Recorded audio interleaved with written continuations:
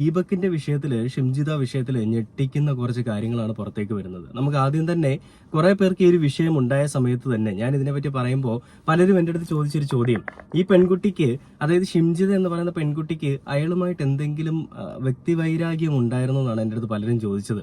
അപ്പൊ ഞാൻ അവരോടൊക്കെ പറഞ്ഞത് അങ്ങനെ ഒന്നുമില്ലോ, യാതൊരുവിധ പരിചയമില്ലാത്തൊരു വ്യക്തിയാണ് ഈ പറയുന്ന ദീപക്. അങ്ങനെ ഷിംജിത എന്ന് പറയുന്ന മലപ്പുറത്തുള്ളവളാണ് ഞാൻ മനസ്സിലാക്കുന്നത്. ആ ഒരു പയ്യന്നൂർ യാത്രയിൽ മലപ്പുറത്തുണ്ടായിരുന്ന ഷിംജിത ബസ്സിൽ കയറി ദീപകിനെതിരെ ഈ പറയുന്ന ആരോപണവുമായിട്ട് വീഡിയോ എടുക്കുന്നു. അപ്പൊ ഇത് ഷിംജിതയെ പോലീസ് അറസ്റ്റ് ചെയ്തു.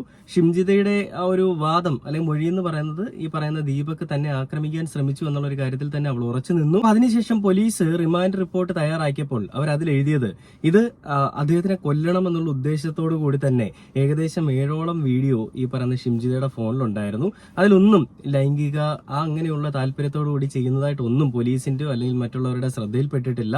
തികച്ചും